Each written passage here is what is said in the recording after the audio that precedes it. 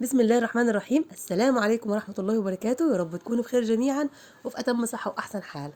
أنا رحاب يحيى ودي قناتي. لو أول مرة تشوفوا القناة ما تنسوش تعملوا لايك للفيديو واشتراك في القناة عشان بإذن الله قناتنا تكبر بيكم. طبعا التصوير مش قد كده في الفيديو ده. إن شاء الله بإذن الله هظبط التصوير كده كويس عشان نعرف كده نظهر ونبقى منورين في الفيديو.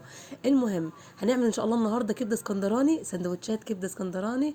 إنما إيه حاجة كده تحفة بإذن الله. بعد ما لبست وكنا خارجين جوزي قال لي مش هتطلعي غير لما تعملي لنا سندوتشات كبده ناكلها بره، مش هنشتري اكل من بره. يلا بينا كده نعملها بسرعه مع بعضينا. هشغل بقى البوتاجاز على اكبر عين موجوده عندي في البوتاجاز، لان ايه محتاج ان أنا اخلص بسرعه، وفي نفس الوقت انا عايزه البصل يكون حلو كده ومتجرمش، مش عايزاه يعني مش عايزه اهد عليه ويكون دايب كده في السندوتشات. طبعا انتوا ممكن تعملوه زي ما انا هعمله، وممكن تعملوه تخلوه يعني تهدوا عليه النار زي ما بتعملوا وتخلوا البصلايه تدبل خالص. بس انا ما بحبش في السندوتشات البصلايه تدبل، بحبها تكون مجرمشه كده وزي كده بصله الشاورما. فالمهم قطعت بقى البصل. كميه بصل كده حلوه، 4 بصلات 5 بصلات زي ما انتوا تحبوا. انا كترت البصله في يعني بتبقى حلوه في الكبده. وبرضه بتكتر معاكم الكميه، لو عاملين نص كيلو كبده بتكتر معاكم كميه السندوتشات وبتبقى حلوه جدا ما شاء الله. المهم هنتابع بقى البصله ونقلب فيها كويس لان احنا معلين عليها النار، فمش عايزين انها تتحرق. اللي وصل لحد هنا فضلا وليس امرا ما تنسوش تعملوا لايك للفيديو عشان باذن الله المحتوى بتاعنا يتشاف وقناتنا تكبر بيكم، ونقدر باذن الله الايام اللي جايه نقدم محتوى افضل. المهم بقى هنقلب البصله كويس. هنا بقى باين الصينيه محروقه بس عشان خاطر الصينيه خفيفه، لكن البصله نفسها ما اتحرقتش. متابعاها طبعا. اهم حاجه التقليب باستمرار عشان ما تتحرقش معاكم وتدي طعم وحش في السندوتشات وكده. انا طبعا كنت مصوره معاكم سندوتشات الكبده دي في رمضان، بس او مش سندوتشات الكبده الاسكندراني في رمضان. بس طبعا في مشتركين جداد وبصوا عايزه كده اشارك معاكم ان شاء الله الروتينات بتاعتي، حتى لو الاكلات بتاعتي متكرره فاستحملوني شويه لحد ما ان شاء الله كده باذن الله يعني ايه. يعني القناه بتاعتي تتشاف كده والاقي ناس تشجعني اقدم محتوى افضل باذن الله. المهم بقى هكون محضره طبق فلفل اخضر حراق تمام، معاه حبه توم حلوين. طبعا الناس اللي ما بتحبش الحراق ممكن تستبدل الفلفل الاخضر ده بفلفل رومي براحتكم. وطبعا ممكن لو عندكم برضو فلفل الوان هيبقى تحفه جدا ومدي كده الوان حلوه كده في الكبده والسندوتشات، فيعني ايه براحتكم برضو. هقلب بقى البصله مع التوم والفلفل لحد ما تطلع لي كده ريحه الفلفل والتوم، مش يحمروا بس تطلع لي الريحه بتاعتهم. المهم هنزل عليهم بقى بالكبده. وطبعا لازم تكون النار عاليه، ما ينفعش خالص نوطي على الكبده لان طعمها طبعا بيبقى مجلد كده معانا وبينشف. لازم الكبده من الاول للاخر في الطياب بتاعها تكون على نار عاليه. هشوح بقى الكبده بتاعتي كويس جدا لحد ما اللون بتاعها يتغير. وبعد كده ايه هحط بقى حبه فلفل اسمر. الكبده بحيجها بفلفل اسمر وملح فقط. هنا بقى كنت حاطه الملح هنا على البصله، فمنتظره لما تدي طياب ادوقها، لو كانت محتاجه ملح احط لها، لان الكبده بالذات بنسبه ملح بسيطه بتاخد حياج حلو.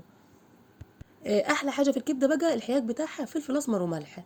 لكن الافتكاسات التانية والكمون والحوارات دي بتدي طعم تاني. هحط بقى فنجان ميه عليها بعد ما تاخد اللون معايا، وهسيبها برضو على نار عاليه. هحضر هنا بقى السندوتشات.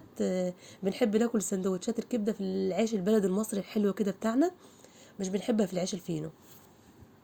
المهم بقى هنمسك بقى الرغيف ونتنيه كده على نصين من الداخل. بيبقى بصوا بيبقى تحفه جدا في السندوتشات العيش المصري، ولما بيتحشي كمان بالطريقه دي. ودلوقتي بقى حضرت السندوتشات ورحت دقت الكبده بعد ما طابت، لقيت ان الفلفل اللي انا حطاه فيها مش حراق، فرحت جبت بقى شويه شطه حلوين لان احنا بنحب الحاجه تكون مشطشطه كده وبتدي طعم حلو. حطيتها كده عليهم في الاخر واديت لها بقى تشويحه. هنا بقى في اللحظه دي بتاخد يعني دقيقتين 3 تشويح، فبتكمل تشويح تاني بعد ما البصله يعني بتطيب في الميه هي والفلفل وكده. فعايزه اقول لكم بقى ان الريحه تحفه والطعم جميل جدا ما شاء الله. هنحشي بقى سندوتشاتنا على السريع عشان ننزل بسرعة ونروح ناكلها في المكان اللي احنا رايحينه. بصوا حلو تغيير الروتين اليومي. حلو ان الواحد كده ياخد السندوتشات بتاعته ويروح ياكلها في اي مكان بره، مش لازم مكان يعني يكون مكلف وكده. في اي مكان بسيط هادي تمام وتروحوا تاكلوا فيه، فهيبقى تغيير حلو وهتستمدوا طاقة حلوة ان انتوا بقى تكملوا بعد كده باقي الايام ان شاء الله. هنا السندوتشات بتاعتي بعد ما خلصت حشيت بقى كمية حلوة ما شاء الله زي ما انتوا شايفين، وشكلها بصوا يفتح النفس. شوية مخلل كده والله كمان لو شوية سلطة بيضة، بس انا هنا ما عملتش. بصوا بقى هنا عندي الشنطه دي اللي هي من جوه حراري بتاعت يعني حافظه الطعام. هحط بقى السندوتشات في الكيس، واحط